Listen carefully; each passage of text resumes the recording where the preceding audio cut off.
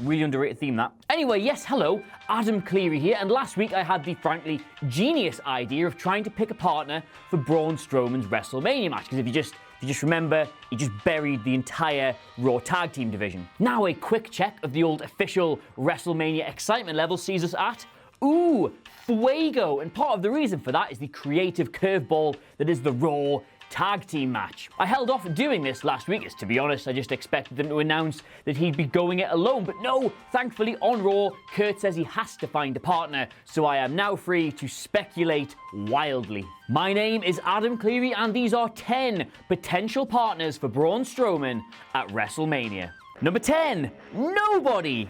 Admittedly, this is, yes, quite an underwhelming start, but I just thought I'd get it out of the way nice and early. Now, obviously, yes, they have said he needs one, but that doesn't necessarily mean he's gonna have one. He might not find anybody, he might take them out himself, a la Big Show at Survivor Series, whatever. Not really too much to say about this if they do decide to go down this route, but from a story perspective, there are about a million different things they can do. They can try and find him a little friend every week, or he can just defend every single match 2-on-1, and don't you dare tell me you wouldn't want to watch that. Number 9, Daniel Bryan. So, guess who's glad he waited a week to do this list? Right, so straight up, they are not going to cancel the seemingly inevitable Daniel Bryan and Shane McMahon versus Kevin Owens and Sami Zayn match, and then just throw Bryan into the Raw Tag Team picture, but it, it's my video. Why would this work? Well, Braun is absolute gold, and Bryan is, yes, also absolute gold. And you can argue that maybe the quiet exception of Rusev Day, happy Rusev Day, by the way, depending on when you're watching this, they are the two most over commodities in the company right now. So yeah, it's my video. Number 8, Bray Wyatt.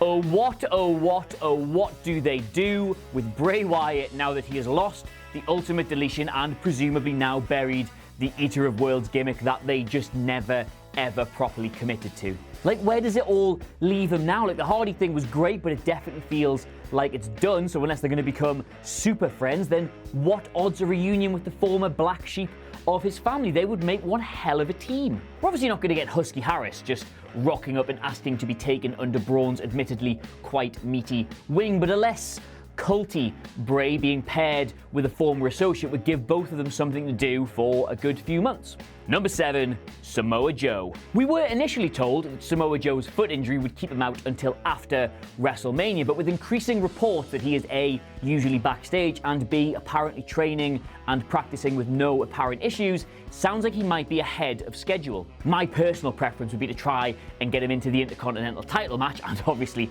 have him win, but if that's not viable, then this would be a pretty good fit. Yes, he's a huge heel, but he's so good that when he comes back, he's probably going to get cheered regardless. Plus, I mean, come on, Braun and Joe. Christ, there is your tag division. Number 6, Lars Sullivan. One thing that shouldn't get forgotten here is that Braun's mystery partner gives them a great opportunity to either debut or call somebody up. And a quick scroll through NXT, the most natural fit, by which I mean someone who's A, good enough for the spot, and B, not all that busy at the moment, is probably Lars Sullivan.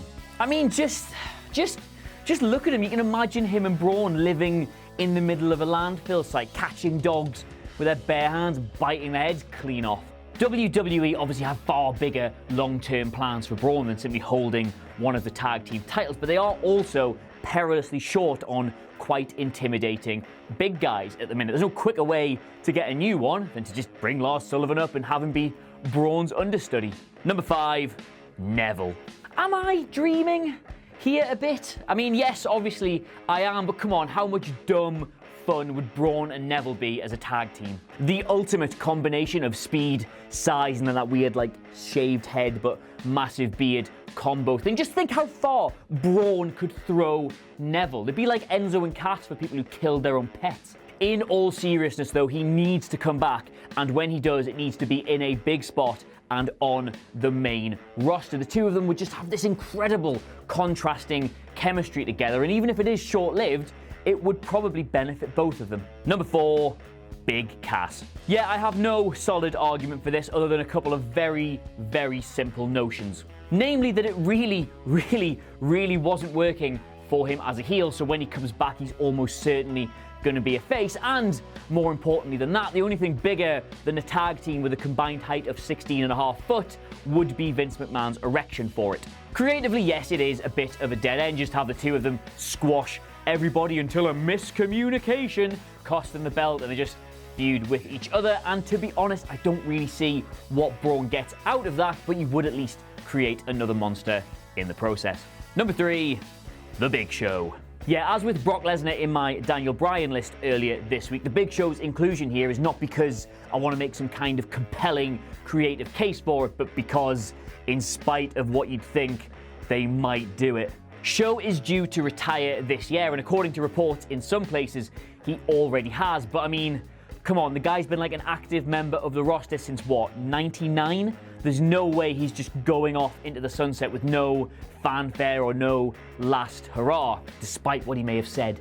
It is tradition to put somebody else over on your way out, and what would give The Bar a bigger rub than knocking off the team of Braun Strowman and The Big Show?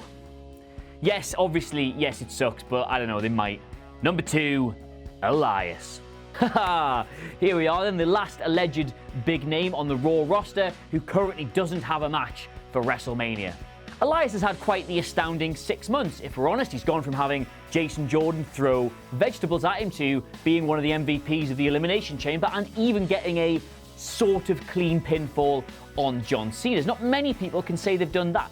A lot of people, some of them in this office, are arguing that this is almost definitely the direction WWE are going to go. Both men need a match. WWE love an odd couple, former rivals, tag team pairing, and win or lose, it does give them directions they can go in creatively. Now, is Elias arguably the least interesting name on this list? Well, yes, absolutely he is, because a surprise is always good, I guess, unless it's Jules or something, but you can argue that he really does deserve that spot after the last few months, so he is where the smart money is.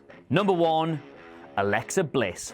Okay, for some reason, the mixed match challenge has evolved from, look, here is a very interesting new match format, to, look, here is a very tall man and a very small woman, and wouldn't it be really weird if they had sex?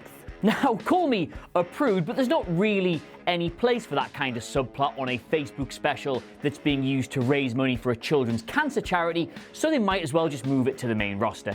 Okay, let's envisage it. Nia Jax beats the absolute tar out of Alexa Bliss. Braun comes down to the ring, picks her up, takes her out, and then just comes back down for his match with her still over his shoulder. "This is my partner," he says, as Michael Cole points out the partner can also be used to mean someone you're banging. Where would this weird King Kong angle go from there? Well, they could either use it to segue into some really good mixed tag matches, which, as we've seen, are very entertaining, or they just do the weirdest love story we've had in WWE since Kane and AJ Lee.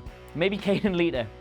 Don't get me wrong, I hope they don't do this, because it's really, really weird, but just gun to my head, am I more likely to watch an episode of Raw to see what Braun Strowman and Alexa Bliss do with the Raw tag titles than I am to see what Braun Strowman and Elias do with the tag titles? And it's almost definitely the former, isn't it? The big weirdos. Anyway, there you go, 10 possible partners, or 9 technically, I guess, for Braun Strowman heading in to WrestleMania. But let me know who you would like to see him with by leaving a little comment below, and don't forget to like, share, and subscribe. It's whatculture.com for all your content needs. You can even follow us on Twitter if that's your thing, at WhatCultureWWE. Until next time, though, my name has been Adam Cleary. I say it said. Oh, wasn't that something? Don't forget to like, share and subscribe below, and also the people who made this lovely video, they're appearing right here. But if you're thinking to yourself, I want to see more content, Jules, then why not look above my head, as there probably is some. I don't know. I can't see it. Until next time.